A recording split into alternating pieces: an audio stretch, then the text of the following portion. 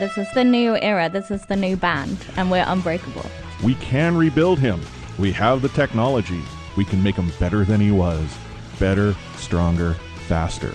Actually, better, stronger, faster. Is that a faster. line from Starship Troopers or something? No, it's actually the $1 Million Man. $6 Million Man. I know that, and I don't even know what that is. We Brits don't do excitement, so this is the best you're gonna get. Chris is bringing the noise today, apparently. Speaking of vanilla, it's just I don't understand why. I don't think anyone does.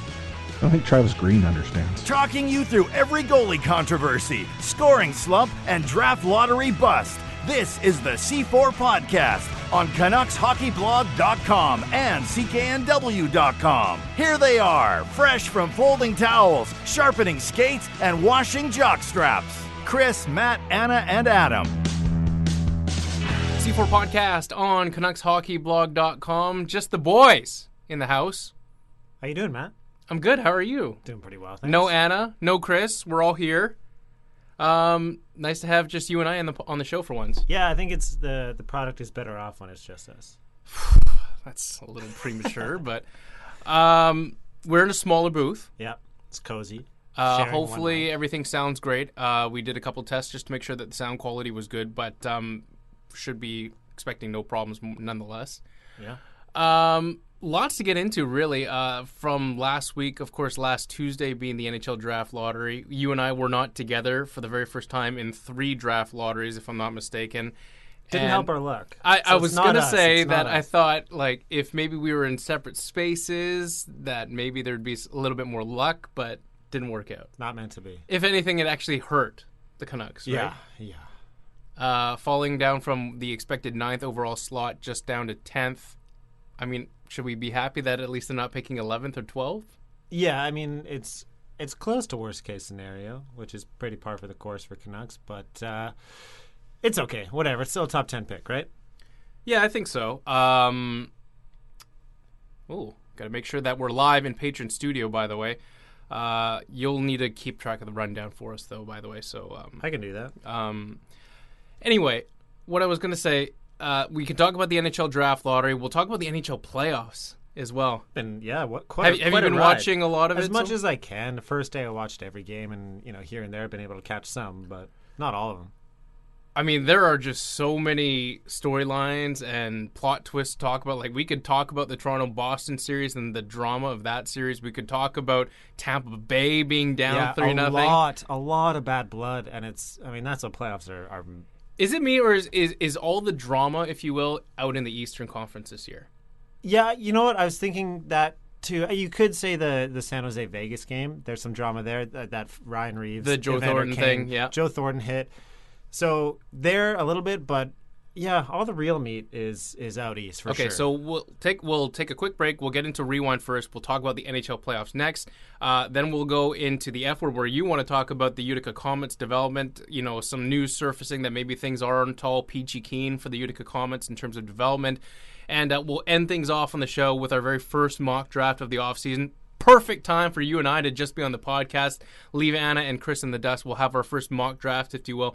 Like, I was thinking, like, we could both take one team and we'll go back and forth. Yeah, and for we'll sure. You try take and leave, odds, I try, take evens. Yeah, try to leave the bias at the door, so to speak, because we're all hoping that Alex Turcotte obviously falls down to 10 or something. But the bias aside, we'll all get into that coming up here. C4 Podcast, CanucksHockeyBlog.com.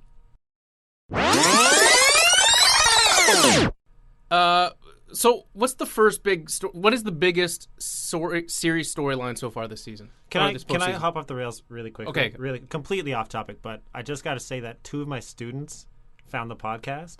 Okay, really? And one of them said he fell asleep listening to it last night. So shout out to Jalen and Callum if you're listening. Just want to get that out of the way. So they actually listened, like downloaded? Did they download? Yeah, they downloaded. Okay, because that's all we want. We just want the downloads. Yeah, no, they're saying they're going to get in Patreon. So nice. Might have to keep it a little more PG, but okay, as if you're ever in there that much anyway. All right, anyway, biggest storyline. The only thing you'll have to tone down is the Jim Benning hate. Are they devout Canuck fans? One more than the other. Okay, that's pretty cool, eh? Yeah. Oh, that's cool. That's cool. You're educating them both with school tomorrow and with the Vancouver Canucks fandom of tomorrow. Yeah. Okay, NHL postseason. Biggest storyline so far. Which series has been the most interesting to follow? Oh, I mean, biggest storyline without question, I think, is the Tampa-Columbus series, no? I mean, the fact that the Lightning are on the verge of getting swept, nobody saw that coming. Yeah. Okay, so I'll tell you a very quick, and I think this is public information, but hopefully it is anyway. So after Game 1, Tampa Bay forfeits that 3-0 lead? Yeah. So they lose that 3-0 lead. Columbus wins. We had a guy on PlayNow.com. He dropped $6,000 on Tampa Bay to win that series after Game 1 because the odds changed slightly. Like they went from heavy favorites to not so heavy favorites. This guy put $6,000 down on Tampa Bay to win the series because surely Tampa Bay will not let a fluke of a Game 1 interfere their ability to win the rest of the series. How much do you think that guy is sweating right now? I mean, if you got $6,000 to bet on a series, then Sure. maybe you either got a really bad addiction or you got a lot of money. It could be a woman, by the way. Okay, sure. An individual. Yes. Yeah, that's tough. Sucks to be that person. So I'm watching this series, and I'm watching it get more and more out of control for the Tampa Bay Lightning, like losing control of this series. When Game 1 was tied at 3, it just, like, from that point on, there's been no fight from the Lightning. Yeah. It's crazy. Like, one of the best regular season teams we've ever seen, and here they are. Like, is that good or bad for hockey? Like, do you want to get into that argument? Does that even matter? We could, but can we bring this back to a local perspective first? Sure. And let me ask you this: at any You're gonna point, ask about 2012? that is exactly what I was going to ask. Yeah, I think So, it's... like, okay. background from information. I'm watching this series, and I'm watching Tampa Bay go down 3-0, and I cannot help but think to myself, this feels exactly like it did for the Canucks in 2012 when they won the President's Trophy, like they were asleep at the wheel for the second half of the season, and it carried into the LA series. Does it not feel a little bit like that? Yeah, I think it's... That Vancouver team wasn't as good as this Tampa team. If it was the 2011 Canucks, then there'd be more parallels there. But yeah, I mean, they were coasting for so long. I guess you could have record chases that kept them in it. But, yeah, I don't know. I don't even know where to begin. It's pretty bad. It's shocking, and it's nice. It is kind of crappy when you see, oh, this hasn't happened since the 2012 Canucks. Like, of course it's the Canucks. Yeah, but the Canucks didn't get swept. Like, let's put that out there that's first. True. Which they said I mean, on Sportsnet. it doesn't soften the blow or anything, but they did not get swept, and they were not one of the best teams in NHL history that season. Well, and also Tampa still could come back theoretically. It's not, the series isn't over yet. It just doesn't look good. Okay, so let me ask you that: is there any chance Tampa Bay does not lose this series? A small one. It's tough. Like, they've looked bad, and they need to win 4 in a row. It's hard to do. Okay, so they didn't have Nikita Kucherov. They didn't have Victor Hedman in Game 3.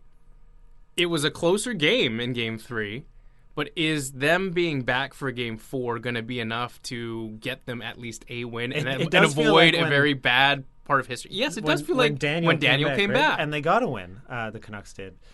Yeah, yes, but Tampa on paper is still miles better without Kucherov or Hedman. Are they miles better, though? Well, I mean, maybe we sleep on Columbus and we forget all the That's additions what I'm starting they to made. wonder, because, again, the LA Columbus kind of comparisons here, it sure feels, Adam, like this Columbus team is finding their peak at just the right time. Like we saw with the acquisitions that they had at the trade deadline, with Duchesne, with Dzingel. Like, it sure feels like this team is finding that chemistry that you need to win games. Yeah. And I hate seeing it, too, because it's a John Tortorella-led Columbus team. How much credit do you give Torts, especially for that famous speech now? I don't think that speech was that big of a deal, to be honest. No? Any coach can drop F-bombs like that, and like it was not the like Herb Brooks miracle kind of speech in my mind. That's fair. Like Bruce Boudreau has done the exact same thing to little effect. Yeah. I mean, Boudreau's not exactly the same character that Torts is. Yeah. But if you were to place a bet, does Tampa Bay survive a Game 4? Yeah, I would bet on it. I think they're just too good of a team to get swept.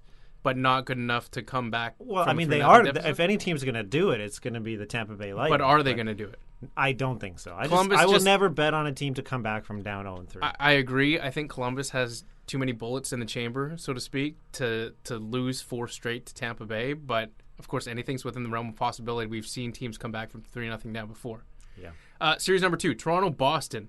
Is Nazem Kadri going to be a Toronto Maple Leaf after this season? Yeah, yes, I think he will be. Admittedly, I haven't been able to catch any of those games. I'm just not home in time.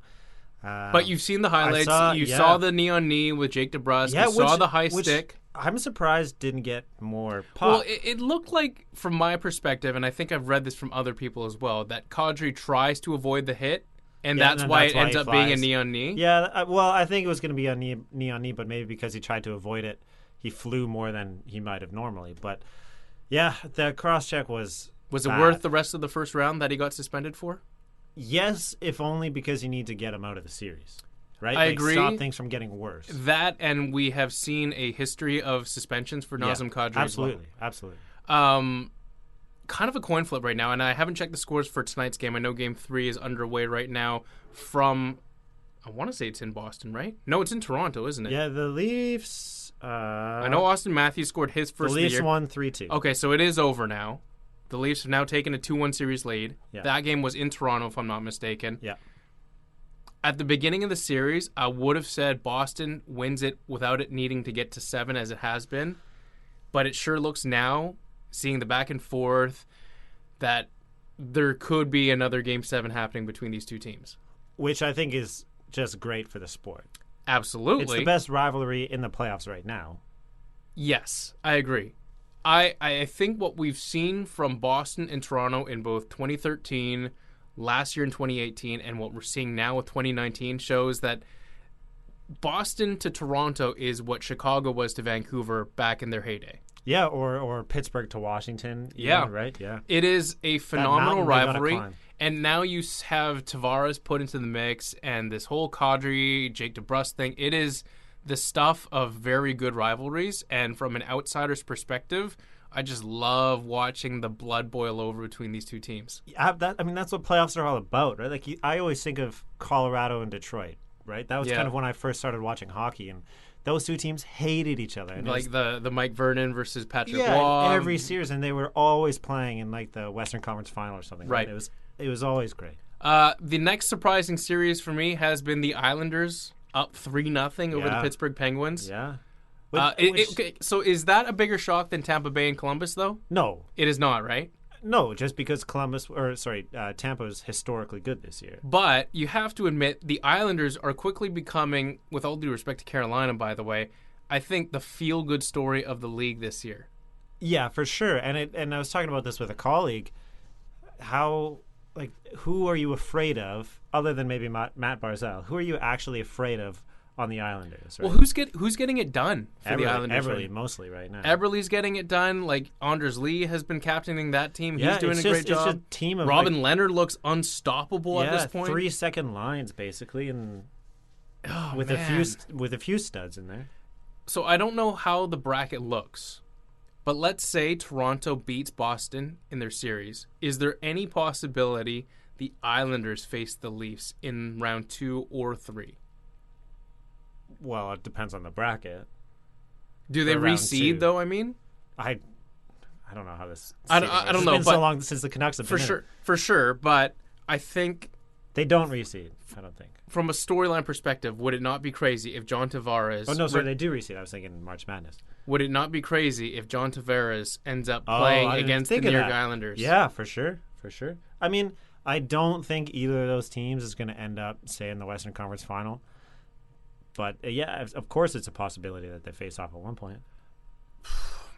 Man. Washington and Carolina. Or Eastern Conference Final, sorry. I believe that game is also over, if I'm not mistaken. I'll let you check. 5-0 Carolina. Wow. Did you see the fight between Alex Ovechkin and Andrei Svechnikov? Yeah. First of all, how do you feel about superstars fighting, first of all? It's give and take. I mean, I'm not going to fault Ovi for getting in a fight with a rookie. I don't know how the fight started, by the way. From what I saw, it was Svechnikov asking Ovi to go. And if he's asking and Ovi says no, then Ovi's going to be soft, right? Yeah. So he's got to fight, I guess, in that sense.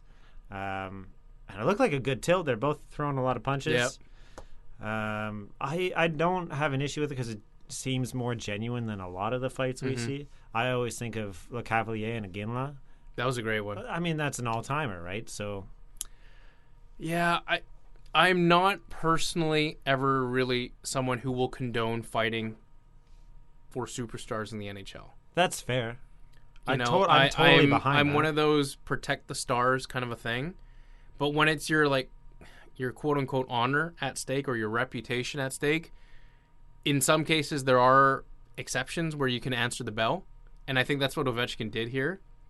I don't like to see Svechnikov go down the way he did, of course. That's but big time bad news for Carolina. That's the playoffs for you. Players do things that are uncharacteristic for them in the playoffs. Ovechkin knows, he's been there now. But it was both exciting and kind of ugly to watch. Yeah. Switching over to the Western Conference, you tell me, what has been the most interesting series in the West so far this playoffs? I think the San Jose Vegas series, just because of how physical and surprisingly, or how much animosity there is, surprisingly. 24 goals, too, in the first 3 games between these two teams. Martin Jones has not played well at all, and they got a lot of North money Vancouver's own Martin Jones. Yeah, 5 years at 5.75 left after this. Is it Vegas' series to lose right now, or is it still up in the air for you? Vegas up 2-1. Yeah, and they got...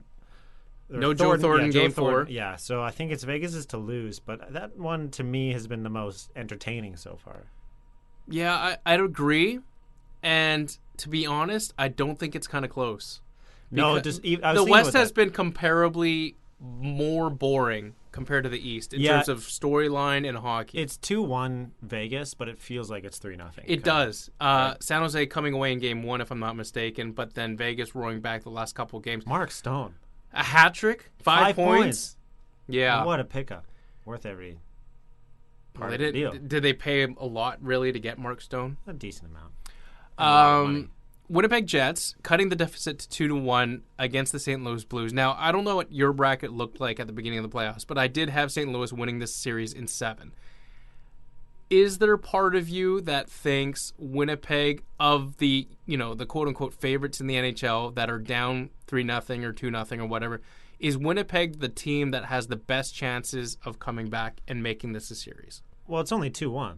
Yes. So, yeah, absolutely. And it's been a lot closer than the San Jose Vegas series. I think Winnipeg's got so much firepower and talent all over the roster. They just haven't been able to put it all together in a little while.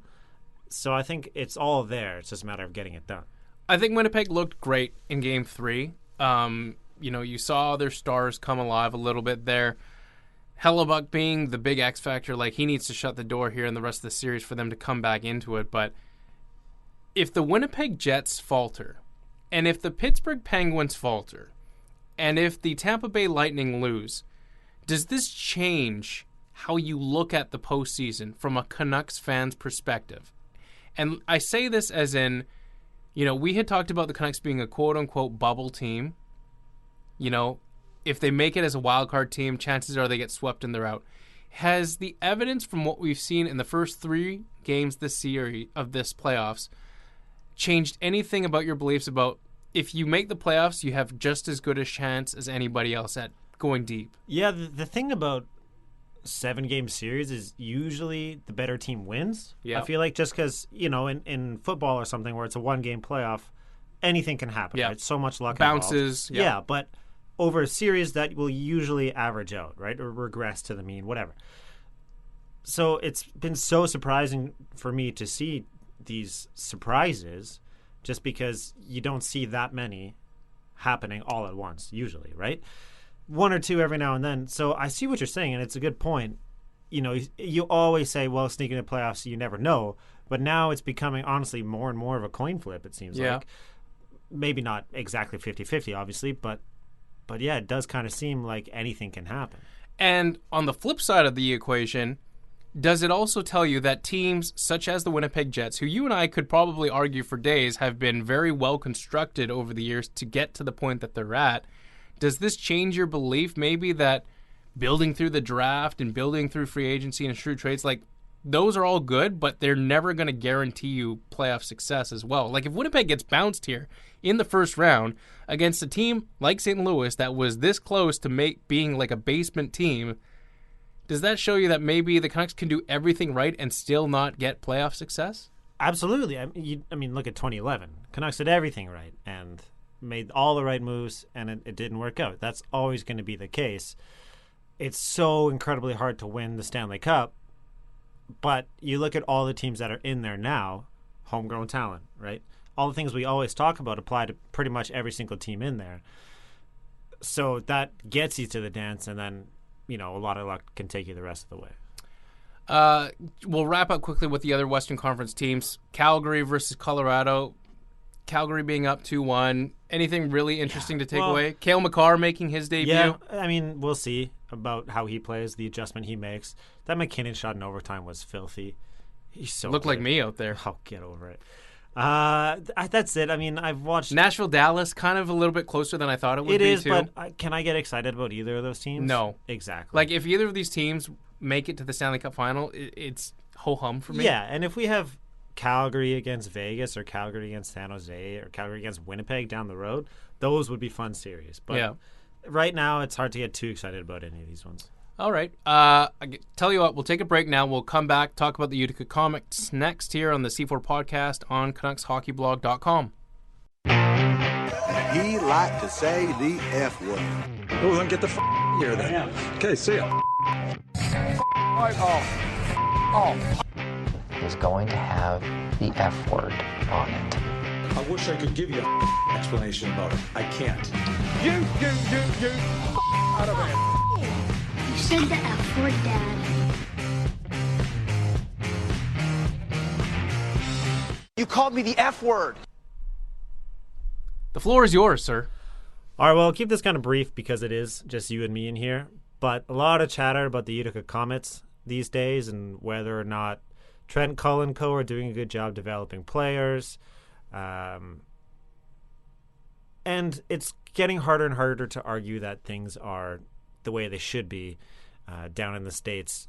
I think when you have just Petrus Palmiu or just Jonathan Dahlin, I always get this wrong. Dahlin, thank you. One of them, that's a one-off. Two, okay, maybe. But when it's those two, when you have guys like Lynn and Gadjevich, who seemed like good players and kind of can't miss players, maybe not superstars, but guys who could easily find an effective role in the NHL, put up terrible numbers and not get an opportunity to play, that's a trend to me. We're past fluke now. And I can't remember the coach who said it or the GM who said it, but he said, I don't care if my AHL team goes 0-70, basically. They're there to develop prospects, right? And that's how it should be. We talked about this a couple weeks ago. And right now, that's not the case. You have all these guys, these bubble players for the Canucks playing top-line minutes while guys like Lynn and Gadjevich aren't getting the proper opportunities, or Palmier or whoever. Mm-hmm.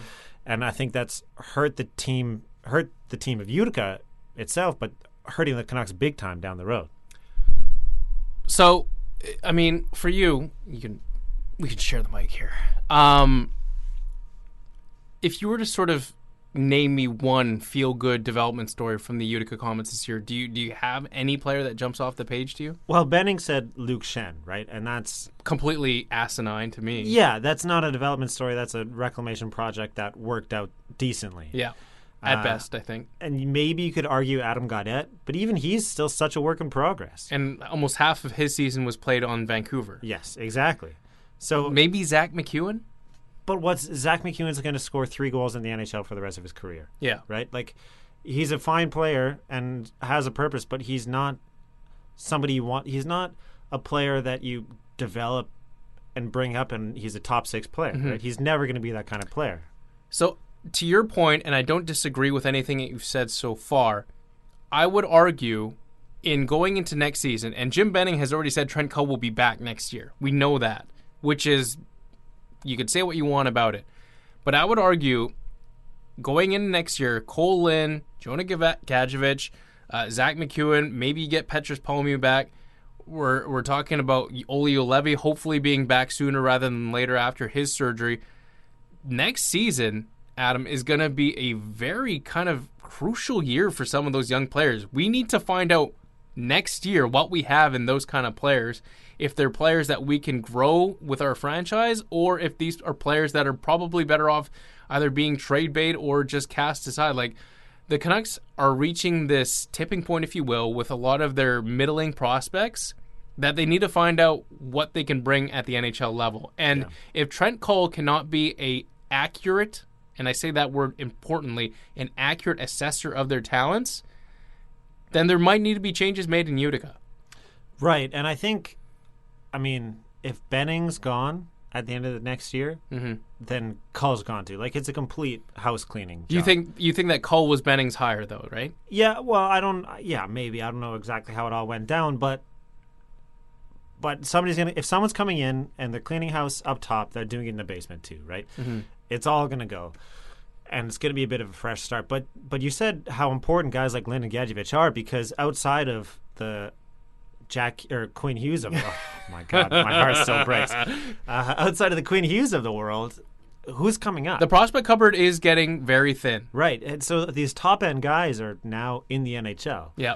And there's not much behind them. And the guys we thought had a great chance to weren't given the opportunities or weren't put in the right position to excel.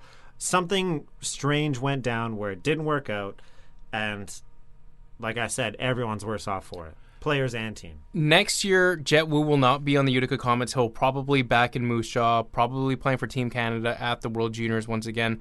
However, if I'm not mistaken, Adam, it is the first year of AHL eligibility for Michael DiPietro. Wait, Jet Wu can play in... How old is he? He's 19. He'll be 19 by the time of the World Juniors. Oh. He will be on the team. All right, that's cool. But DiPietro, and outside of Wu, I would suggest, maybe outside Tyler Madden as well, but outside those two, I would say that Michael DiPietro is the other top prospect that's not on the Canucks roster next season. Yep. And I am going to be watching what Trent Cull does with Michael DiPietro. How many starts does Michael DiPietro get next season in Utica as well? That, to me, is a very strong litmus test as to how to gauge Trent Cull's ability to assess talent. Absolutely. And I also want to say... is Richard Bachman back next season? Right, he had the injury. And who cares if Bachman plays 70? That doesn't Bachman help is a guy. Right? Yeah, he's just a body. And he's somebody you play when you have no goaltenders coming up the ranks, right? Or if you have a rookie goalie there to balance out some of the starts, some veteran leadership and stuff like that, sure. But he, like you said, he's a guy. We look at long-term thinking here. We saw what the trajectory was for Thatcher Demko. Yeah. We know what potential goalie drama awaits in the future with respect to Demko versus Markstrom. Right now, we should be evaluating what we have in Michael DiPietro because of the fact that there is a long-distance potential problem between Demko and Markstrom in terms of who is our number one goaltender in Vancouver, because then you need to have a succession plan, if you will, with Michael DiPietro in place. So that is the kind of vision that needs to be addressed from top at the beginning of the food chain with Jim Benning all the way down to where Trent Cull is in head coaching in Utica. Also, I just want to say, Quinn Hughes, Pedersen, Besser, none of them were developed in Utica.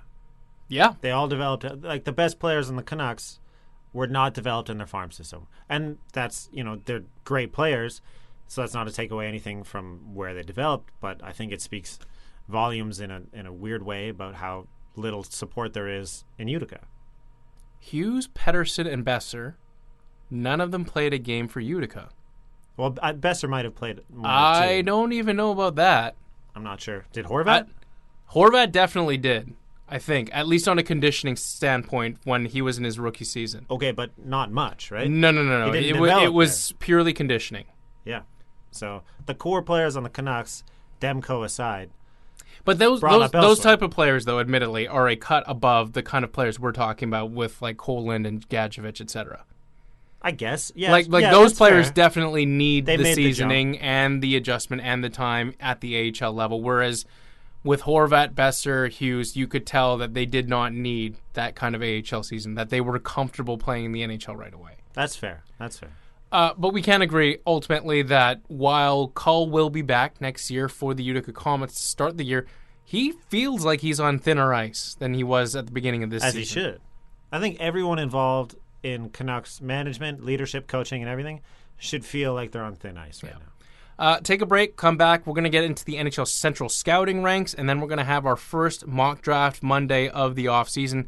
All coming up next. C4 Podcast, CanucksHockeyBlog.com. Take hitting out of the game. You can't hit anymore, so don't do it. The unsportsmanlike conduct, I want to get an explanation on it. No kidding. Because how do you get suspended for unsportsmanlike conduct? Plus interference. There's no interference there. He had the puck. Now, Madison never ever did that before. Now, why did he do it? And that because he was mad. Well, your early favorite for the Calder Trophy, that's for sure. Elias Pettersson, you might even say your early favorite for the Hart Trophy. Just to get back to your question, Elias is going to play plenty. He's going to get a lot of power play time. And yeah, I'm concerned about our offense. We lost 200-point players, and we've got to find a way to score. Hi, how are you? It's getting warm in here. Did you, yeah, I know, and I'm still wearing my hoodie, but I wore shorts in here. NHL Central Scouting comes out with their final rankings this morning, actually, this being the Monday. And by the by, I hate how every year they separate it from North American skaters and European skaters. Yeah, it's so hard to, a guy could be the second European skater, but 23rd overall, right?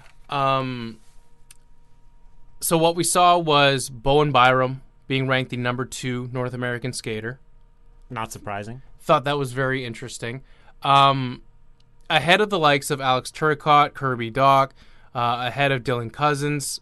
Are you comfortable with Bowen Byram? Would you flinch if a team took Bowen Byram at number 3? No, I've been saying this all along. I feel like I've been his biggest champion on this podcast. I love the player, and he's only gotten better as the season goes on. I heard Craig Button on Vancouver radio earlier this morning and talked about Byram's ranking at number 2 for North American Central Scouting. And we heard this with Quinn Hughes as well, but throwing out the Scott Niedermayer comparison for Bowen Byram in terms of how to control the play of a game, the pace of a game. I've heard that about Hughes, too, and I think they're very different players. Yeah, absolutely, but do you believe that there is the potential for Bowen Byram to be more than a top-pairing defenseman? Can he be a true number 1 defenseman? I think the potential is there yet. The way he moves the puck, I haven't watched a lot of Giants games this year, I'll be honest. But the way he moves Giants the in puck, the conference finals, by the way. Yeah, I know. Well, there you go. Carrying his team up the ice and into the conference finals. Would you rather have Bowen Byram or would you rather have Quinn Hughes if you had to pick between the two? Quinn Hughes. I think right now, knowing what we know about both of them, yep, Quinn Hughes has a surefire shot to be a star at the NHL level. Right. I think we can agree, though, that I think that Byram might have the better all-around game. Yeah, I think so, too. Like, people talk about the deficiencies in Quinn Hughes' defensive game. I think that's warranted, and Byram might be a little safer, but Quinn Hughes possesses the higher-end offensive abilities. Absolutely. That is a lot harder to find among defensemen. Having both of them would have been a dream scenario, but here we are. Okay, so let me give you a better example of who to compare Byram to. Would you rather have Bowen Byram or newly signed Cale Makar? Do you think Makar's closer to Hughes or Byram? I think Makar is better than both of them, to be honest. You do, hey? Yeah. Wow. That's some high praise. People talk about Cale Makar and what he's going to bring to the table, and they're throwing the words elite number 1 defenseman out there. But Pronman put Hughes number 1. It's true. Hockey News had Makar 1, Hughes 2, for the record. The other sort of takeaway I thought I noticed from NHL Central Scouting, Philip Broberg has fallen down the ranks in the European skaters list. He's actually behind Ville Heinola and I believe behind Victor Soderstrom. Yeah, I've seen him behind Soderstrom quite a bit lately. He's fallen a lot since the start of the season. We were talking to him as a top 5 prospect. I feel like at this point last year, if we were talking about the 2019 draft class, there were a lot of consensus among scouts that Broberg was going to be a surefire top 5 defenseman or top 5. Yeah, pick. It was him and Byram were back and forth being the 1 and 2 defensemen. And so, if you're a Vancouver Canucks fan, yep, which we are, yes, does that scare you into taking a Philip Broberg, like in terms of taking the fallers? So to speak? I don't ever like taking a faller. Fallers, I feel like almost always bust out. Yeah. Risers, I'm pretty high on. They rose for a reason. You know? Fallers, no. Not for me. So let's talk about other risers, and we'll go back to North American skaters here. Kirby Dach also being number 3, I believe, on Central Scouting's North American skaters list, ahead, again, of Dylan Cousins, ahead of Alex Turcotte. And ahead gone by 10 then, hopefully. Do you like Kirby Dach enough that you would take him without hesitation? It depends on who's left. Like, he's maybe 10 or 11 for me on my big board, right? Really? Yeah, out of that kind of tier, I don't love him. I think he's got a lower ceiling than a bunch of guys, lower skill. You threw out the name Jake Virtanen when we were talking about him last week, and that's a huge red flag always. So, yeah, I don't. 3's crazy high to me. He's a great player, great junior player, but I don't know if I see that translating to upper level talent in the NHL. Okay, fair enough. So this is going to be our first mock draft Monday of the offseason. You know, what is it, 2 full months away from the NHL draft, so there's lots of time for us to go back and forth about this. So I'll tell you what we'll do. Do you want to go first, or do you want to be the even or odds team? It doesn't matter. Okay, so I will be the New Jersey Devils in this case. Okay. So we'll go 1, and I'll take 3, 5, 7, 9, and we'll sort of come together, both of us, at 10, and sort of go from there. All right. First overall pick for me in this mock draft. We can skip to 3, really. Well, yeah, but I think we still have to formalize it. I don't think there's any hesitation on Ray Shero's part that Jack Hughes will go 1. Yeah, Jack Hughes is the guy. There's been a little talk like that, there are some scouts who have Kakko ranked number 1, but I don't think New Jersey has that. That happens every year. There's some scouts had Eichel ahead of McDavid. It always happens. But the question is, would you rather have Patrick Kane or Patrick Laine? Yeah, basically. With respect to Ray Shero too, do you not salivate at the idea of having Hughes and Hischier down the middle for the next 10, 15 seasons? That would be all right. That'd be okay. Like, regardless of positional need, it would be nice to have Kakko on Hischier's wing, but when you have a strong 1-2 punch like that down the middle, and plus, like, look at New Jersey and what they took with Pavel Zacha. That has not worked out. Yeah, no, it's true. It's a pretty, I don't want to say a bad pick, but it's not looking like a great one at this point. So that's why I think New Jersey really dresses down the middle and takes Hughes. Build out the middle first and then build out from there, always. So number 2 for you? Kaapo Kakko. I mean... The New York Rangers? Yeah, New York Rangers, Kaapo Kakko, no-brainer. This guy's got 40-goal talent, really. Don't touch the mic. Sorry. 40-goal talent, he's going to be a stud. There's not much more to say. This despite as well, like, you got Elias Anderson down the middle for the New York Rangers, and you have Vitaly Kravtsov on the wing, Philip Hedl. Like, you're just looking for help anywhere if you're the New York Rangers. And it's a very easy choice to take the leftover between the 2 players. Yeah, you know that meme of the guy checking out the girl with his girlfriend? Somebody tweeted today. I wish I could give him credit. I think they tweeted it to Cam Robinson, right? Yeah. Yeah, I saw this exact same thing. Looking at the Rangers rebuild as they walk by, and the Canucks rebuild looking sad and angry at the boyfriend. Like, to be fair, and we talked about this in Discord as well, the Canucks obviously did not have the kind of players to trade away and accrue the picks that the Rangers did. It's true, but they also squandered a lot of those opportunities. I mean, they could have got something for Dan Hamhuis. So they could have gotten something for Chris Tanev. Right? Yeah, I know. We could go on about it. Yeah. But looking at the Rangers and what they have, and 2 firsts, 3 seconds. The other thing is here, and we talked again about this in Discord this morning, I'm not 100% sold on the players that the New York Rangers have drafted over the last few years. I do agree with that. They seem to be perennial reachers. They reach a lot. In the top 10. They will not reach here in this particular case. No. But like Vitaly Kravtsov was a bit of a reach at the time. Elias Anderson was a slight reach at the time. Philip Hedl at 21 overall was a slight reach at the time. Yeah, and they're never crazy. It's like picking the guy everyone has at 13 at 7, right? Which, who knows? It's a crapshoot, but... Yeah. We'll go down to number 3 here, and this is now where it gets interesting for the Chicago Blackhawks. I think in this particular case, the Chicago Blackhawks are willing to wait on a prospect for a couple years. And they will wait for a prospect for a couple years if it means that they're getting the 3rd best player in the draft.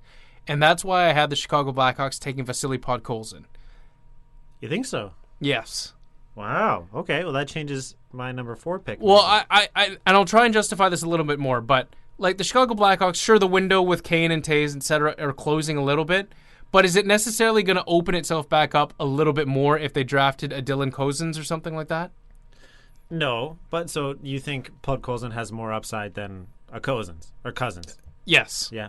I think Podkolzin could be a Andrei Svechnikov type of player. That's fair. So in a year or two, you have Adam Buckfist and Podkolzin coming in. Yeah, that's a lot of to go along talent. with Alex DeBrincat, who's also scoring goals at a very high level right now. Like Patrick Kane and Jonathan Taves, yes, are probably entering the back nine of their careers now, but they still have a lot of good time left on them that I think Chicago is willing to play the long game with Podkolzin.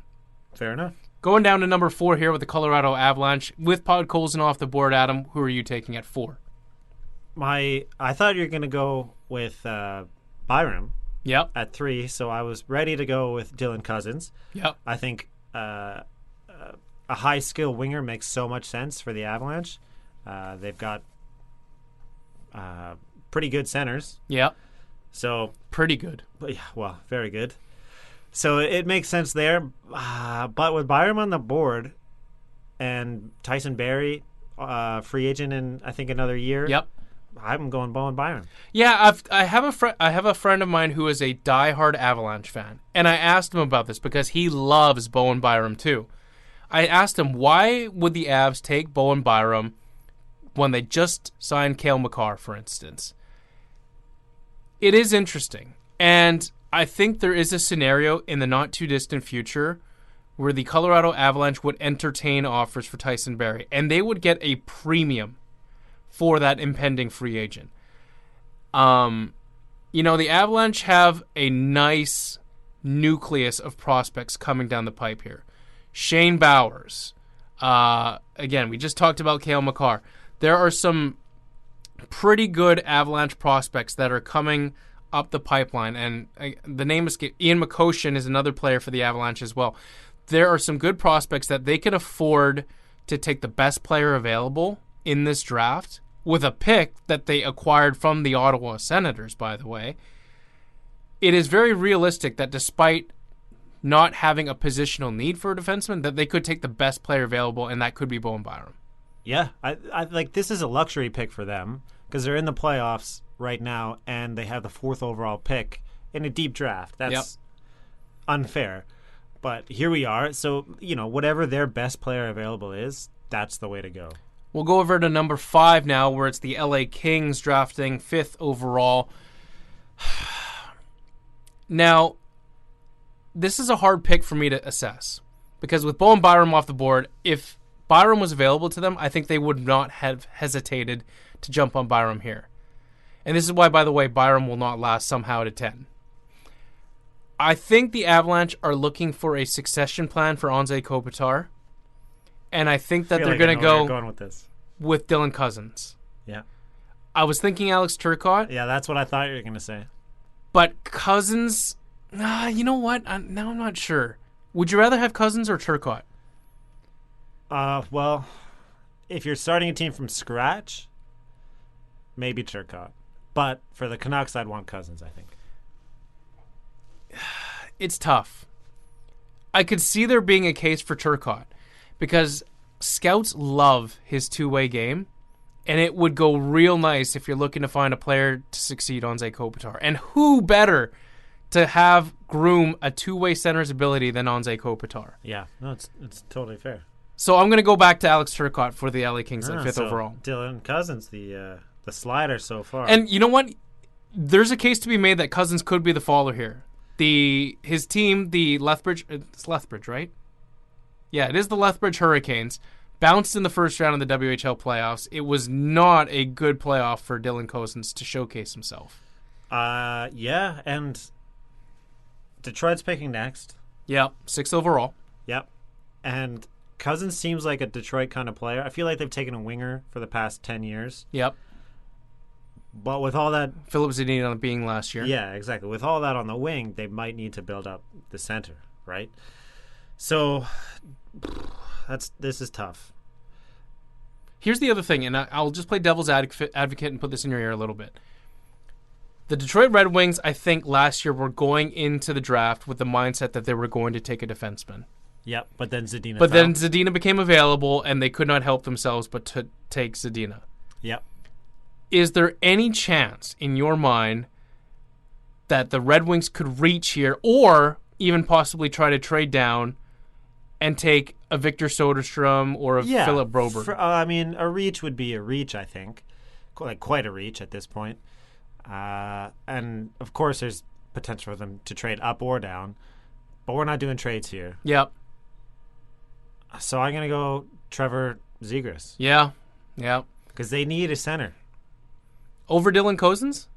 It's tough. Cousins is a better player, I think. More upside, but Zegras is a fine center prospect. I would also honestly, I'm right there with you. I actually think I would rather take Zegras over Cozens if it came down to the two of them. Really?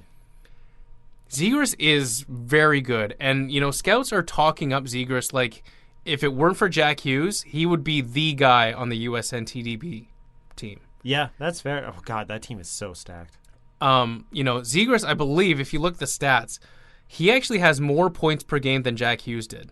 Really? I think. It might be Zegras, it might be Turcotte. But, they're talking about Zegras as if he is going to be a potential top 5 player in this draft class. So that's a fine pick at number 6 then. So you're taking Zegras at number 6, and that leaves the Buffalo Sabres with number 7. I'm really interested in this because I don't think that they're going to take a center. I don't think they would take another center after, building with Eichel, with Mittelstadt, etc. down the middle. I really wonder if the Buffalo Sabres would take a character player like Peyton Krebs. No. Maybe, but I feel like there's an obvious pick on the board for them right now. Yeah. And that's Dylan Cozens, and they need a winger. He's the best winger on the board, best player on the board. I think they would be rushing. Cozens could play the wing as well. Let me preface that. Yeah, that's what I'm saying. Yeah, I think he can for sure. I think he will be a winger. I think they sprint to the podium. Yeah, okay. I think that you can talk me into it, and I think Cozens can go to the Buffalo Sabres. So let's go to number 8, where it's the Edmonton Oilers pick. Okay, you want to talk about character players? This seems like a Peyton Krebs kind of spot. Yeah, I can see that too. Yeah. The Oilers are desperate for some sort of leadership in the prospect department. It seems like these days, Krebs being a winger as well. Good Western Canadian boy. You could see it. Yeah, for sure. Peyton Krebs going to the Edmonton Oilers at number 8 in our NHL mock draft at this point. Really, that leaves at number 9 for the Anaheim Ducks not a whole lot more. We'll look at the rest of the draft board here, and that's available. You got Victor Soderstrom, Matt Boldy, Alex Newhook, Cole Caulfield. And Kirby Dach is still there. And Kirby Dach is still there. I you know what? I want to say I think Kirby Dach seems like one of those guys that's going to be gone before 9. And I would say that as well because we just talked about risers. And Kirby Dach has definitely been rising in the ranks. And I think this is a perfect opportunity for the Anaheim Ducks to take a Kirby Dach. Yeah. You're talking about succession plans for the forwards up front. They've got some nice pieces with Troy Terry up on the right wing right now. And Kirby Dach would look really nice alongside him in the future as well. So Kirby Dach going to the Anaheim Ducks at number 9. That leaves us here with number 10. And again, looking at the draft board and what's available, is it Matt Boldy, is it Alex Newhook, Cole Caulfield, or Victor Soderstrom, or is it someone else here? If I had to pick who the Canucks are going to pick at 10 today, yeah, I'm guessing they pick Cole Caulfield. Really? Yeah. I will let you have the floor, and you can explain to me why they like Caulfield. One, I think it's overcorrecting on mistakes in the past. I think that's it, kind of all around. One, in terms of speed and size and skill, and kind of going too much the other direction in the past. And two, like Botch said in the Athletics recently, the Canucks loved Alex DeBrincat. They couldn't pick him because they had Eric Goodbranson instead with the second-round pick that they traded for him. And he just put up 41 goals. So if they still like that type of player, they have a carbon copy, basically, in Cole Caulfield. And he'll be there, I think. I would love to see Matt Boldy in Canucks colors, but I just feel like course correction would be Cole Caulfield. I'm going to disagree. I don't think previous mistakes are going to factor in here. I want to believe that the Canucks will take Matt Boldy at number 10 if he's available here in this particular instance. For me right now, the dream is Turcotte. My dream is Zegras. Doc would be nice too. If it was Doc versus Krebs versus Boldy, this would be another discussion. But Boldy, I think that's fair. I think if Boldy is gone, and it's like Doc versus Krebs, it's or not Krebs. If it's Doc versus Caulfield, yep, it's Caulfield all the way. Doc versus Caulfield, you'd rather have Caulfield over Doc? I think that's what the Canucks would do. Oof. That's interesting. That's really now. Here's the thing, and I've been following Cam Robinson, friend of the show's tweets. People ask him about Cole Caulfield, and why aren't we talking about Cole Caulfield as a top 10 pick? At 5'6", which is his height, I expect that skating ability is almost elite. His skating, according to Cam, is average. So much so that it's a question of if that will hurt his ability to translate his game into the NHL. Fair enough. If the Canucks draft a 5'6" player who has trouble skating at the NHL level, that is a huge red flag to me. Okay, but they drafted a 6'4" winger with great skating ability, 6th overall, and has yet to crack 18 goals in a season. True, but would you rather have Caulfield at 5'6" who can score in bunches, or would you rather have a player like Matt Boldy who might have a more better polished all-around game? I'd rather have Boldy, for sure. But you're thinking the Canucks are so bent on taking Caulfield. It's just a hunch of mine right now, and that will likely change, but right now I have that feeling. I really hope you're wrong, to be honest. No, you know what? I would not be opposed to it. I like Caulfield a lot. I like Caulfield a lot too, but if it came down to Boldy versus Caulfield, I would 10 out of 10 rather have Matt Boldy. Me too. And Cam Robinson has talked an awful lot of praises for Matt Boldy. I'm with you on this. I would Matt Boldy getting David Pasternak comparisons. Oof. Inject that into my veins. Like, Matt Boldy is effectively the left-wing answer to Brock Besser. Yeah, that's you think so? Same player? In terms of shooting, he's a better skater. In terms of shot, like Brock's skating at his draft class was average. Yeah, and I think that's what Boldy's is as well. But in terms of shots, like he gets that shot off in a hurry. Yeah, that's fair. I love Boldy, and at 10, if he's there, I'm all for it. Like he's at the top of my realistic wish list. Yeah. I think the Krebs, the Turcottes, the Zegrases of the world will be gone, but I think Boldy's got a good shot at being there. We'll round out the draft recap, if you will, talking about Alex Newhook. Friend of the show and in Discord, Bearded Canucks, saying a friend of his is a substitute teacher in somewhere near where Alex Newhook is playing his BCHL hockey, and said that Newhook and him debated about how he should be a top 10 pick. Okay. It's interesting coming from a player. For sure. Newhook obviously believes in his abilities enough that he thinks he should be a top 10 pick. And again, I'm not sure how serious he was in the context of that conversation, but honestly, I think any of the guys from 3 to 12, 13 have an argument for being a top 10 pick. So you wouldn't be upset if the Canucks took Newhook? He would be towards the bottom of my wish list right now. I just don't think he has the same kind of polish as these other guys. Would you avoid Philip Broberg at all costs right now? Right now, yeah. Fair enough. We'll reconvene in a month or so. We'll do another mock draft, of course, as the under-18s happen, and that will formulate and solidify some of our opinions.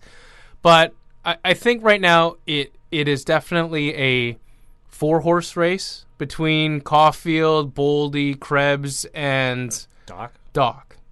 Yeah, and who knows when this is all said and done where Doc ends up. In some mock drafts, I've seen him 3rd overall, and in the rankings you were talking about, he's 3rd overall for North American skaters. So, again, it's so wide open that even though the Canucks fell, which is obviously not ideal, they're still in a pretty good spot. Well, that's going to wrap things up for us here on the C4 podcast on CanucksHockeyBlog.com. If you're listening to us, make sure you give us a review or two. We will review and read every single good or bad negative review. Hey, Matt, where do they find us? They can find us on Discord as well, Adam. You can check us out, Find the link at the C4 Podcast on Twitter. We're on the pinned tweet there. You can find us on Facebook as well, and make sure you check our website out, CanucksHockeyBlog.com. We're on iTunes. We are on Spotify. I subscribe there. And we're also on Stitcher, I believe. But Chris Golden has all the sign-off stuff, so he might be able to better elaborate than us. But any last words before we wrap things up here, Adam? Not really. I'm going to be honest. Kind of said it all. Would you rather see Toronto lose their first-round series or Calgary? Yeah, Toronto, without question. I would rather Toronto lose for eternity and Boston win every other Stanley Cup. I don't know if that's like sacrilegious to say as a Canucks fan, but Boston's already beat us. They won, right? And it sucks, but they beat us. Toronto, the only thing they have over Vancouver fans is that they won in 67 when the Canucks didn't exist. So if they ever win before the Canucks do, they will hold that over our heads for the rest of our lives. And the last thing we need to give Toronto is more ammunition. Say what you will about Canucks fans, they can be flaky, fair weather, but no fan base is more arrogant or annoying than Maple Leafs fans. My final thoughts, and I forgot to ask you this off the top of the show. If you had asked me before this weekend, what will happen first? The Vancouver Canucks make the playoffs or Tiger Woods wins another major championship?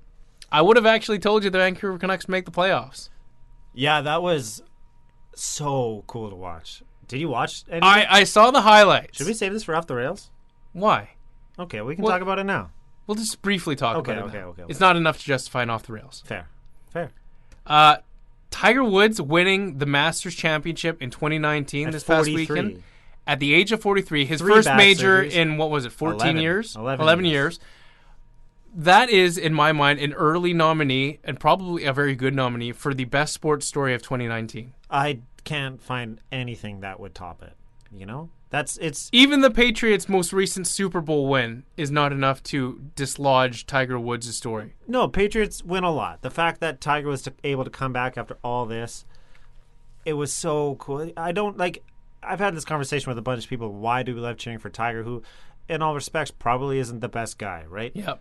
Maybe it's because, he was a jerk. He cheated on his wife. Sure. Bad things, but, in the grand scheme of things, he could have done worse things. So you can get over it, but also it's just cheering for greatness. I think nobody was better at their sport in their prime than Tiger Woods was. Michael Jordan?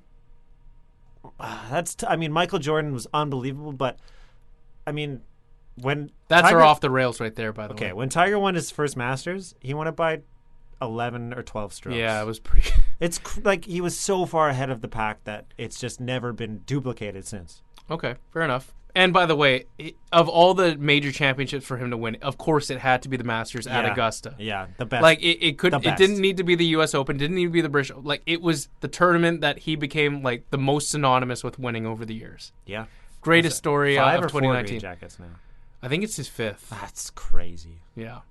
Well, thanks for listening to us here on the C4 Podcast. I believe we're back next week. It's going to be Chris and Adam, I believe, maybe. And most likely, hopefully. And that's going to be, I think, over the digital sphere of it's online. Easter, so bear with us. I'm off to Japan for 2.5 weeks. You getting me something? I'll see. I'll check out a couple things in Japan for you. All right. So I'll be in Japan. I'll try and follow. I'll try and post some of my adventures from Japan on our Discord channel. And again, you got to check us out on the Discord app if you are looking to get some of that, plus all of our NHL draft action, NHL playoff action. Great place to get involved with the NHL playoffs if you want to be a fan. So make sure you check us out on the Discord app. Best community for Canucks fans, whether you're here in British Columbia or abroad. I'm Matt Lee at MattLee_61. He is Adam Ovanello-Carter at AdamFOC on Twitter. Make sure you follow us both on behalf of Chris Golden at Lightforce and the absent Anna Forsyth at AForsyth03 on Twitter. All that said, we're out. Thanks for listening to the C4 Podcast on CanucksHockeyBlog.com.